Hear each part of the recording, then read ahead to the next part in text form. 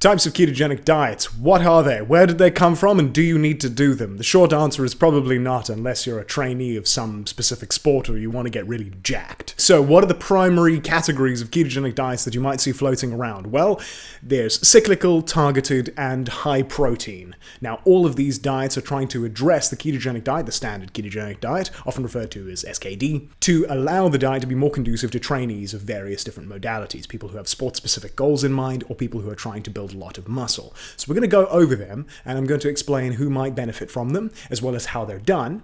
But before I do that, I want to say the following. The Standard Ketogenic Diet, the one in which you just lower your carbs and choose the right foods and stick to it for a long period of time, is going to be the best option for almost everyone. The only reason you will want to consider one of these diets is if you have specific goals that lie in the realm of sports performance, weightlifting, muscle gain, etc.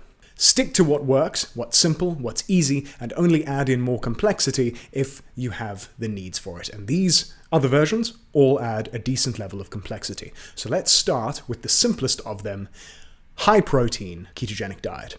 This is very simple. The normal macronutrient split, which puts around about 70 to 75% of your carbohydrates, of your calories coming from carbohydrates, 70 to 75% of your calories coming from carbohydrates, is dropped down to about 60%. And that 15% or 10% buffer that you removed from the carbohydrates gets given to protein. So you up your protein content. Why is this useful? Well, in order to gain, maintain, and develop a muscular physique, you're going to need to consume a decent amount of protein. Moreover, protein consumption in and of itself can be quite useful for dieters of all stripes. Protein itself is quite satiating, and consuming a decent amount of it can make one feel a little full.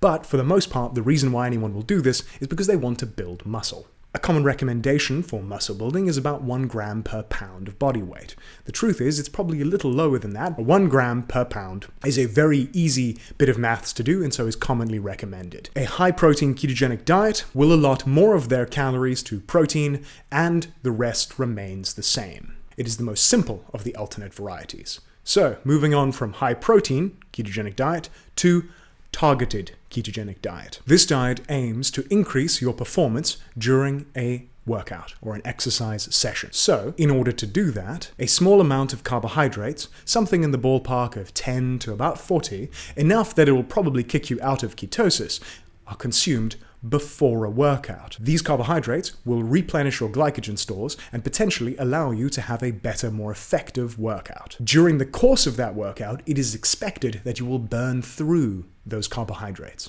And so the idea is you consume carbohydrates pre-workout, and by the end of the workout, you're relatively back in ketosis. This diet is very effective for those that have seen a massive blunting in their exercise performance. So if you've been doing the standard ketogenic diet and you work out quite frequently, whether that be endurance, exercise, or weightlifting, and you've noticed a very marked decrease in your performance, you might want to consider trying a targeted ketogenic diet. This may help you get back your sports performance, and if you have specific goals in that realm, may be invaluable to you. This diet is not as complex as the next, but still is a breakaway from the standard diet, which again is the recommendation for most. Moving on to the most complicated of the alternate varieties, cyclical ketogenic diets. It derives its name from the fact that you enter cycles of high carbohydrate consumption, or at the very least normal carbohydrate consumption, and a phase of low carbohydrate consumption and ketosis. The general idea is that you consume a regular ketogenic diet for the majority of your time, maybe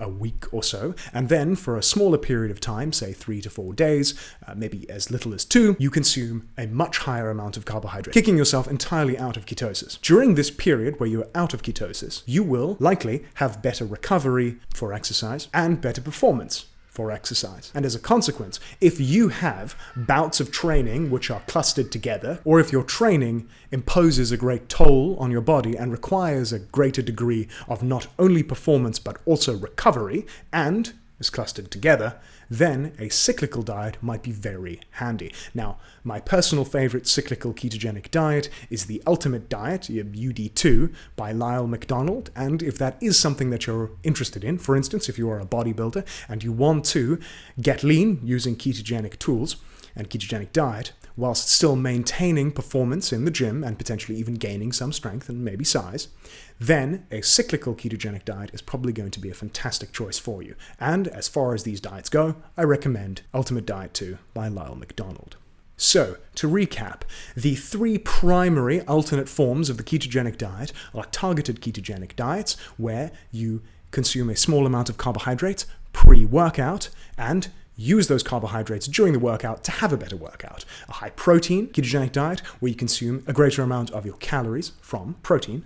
And finally, the cyclical ketogenic diet, where you rotate in a period of time where you consume more carbohydrates to fuel both recovery and performance in the gym. Now that you understand these different types of diets, you can see very clearly how they are focused towards sports performance, exercise performance, weightlifting, strength gain, size gain, etc. These diets are crafted for individuals who have these goals. The majority of people don't. As a consequence, the majority of people need not bother with these alternate forms. They can be fun and interesting to try, and if you do have these goals, then take a look. But if you don't, which again, most don't worry about it. Keep things simple, keep things easy, cruise along, and have a great time.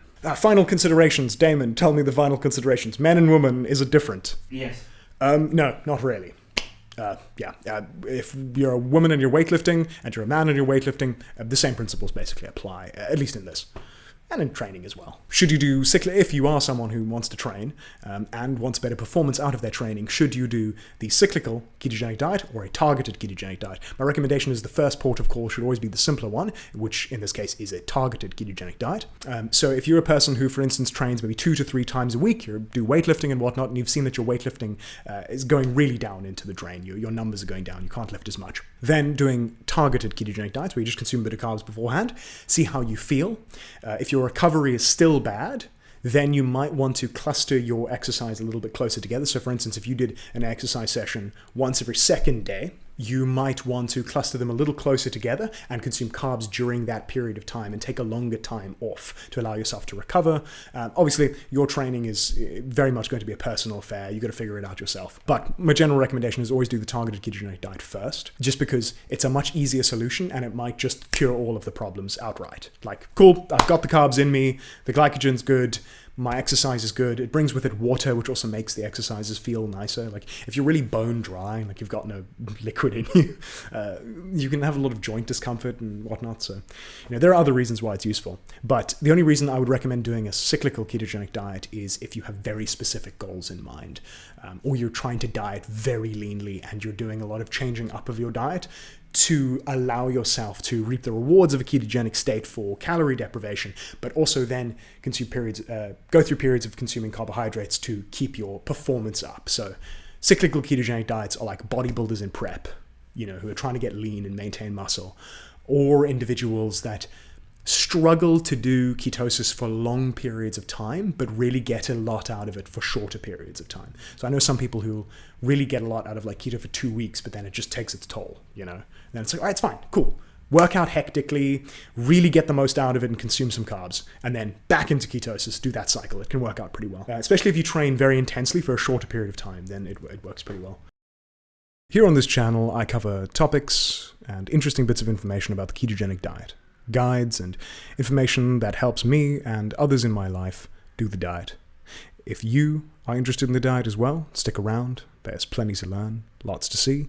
And if you have any considerations, questions, or further information, please leave it down below. We'll read it.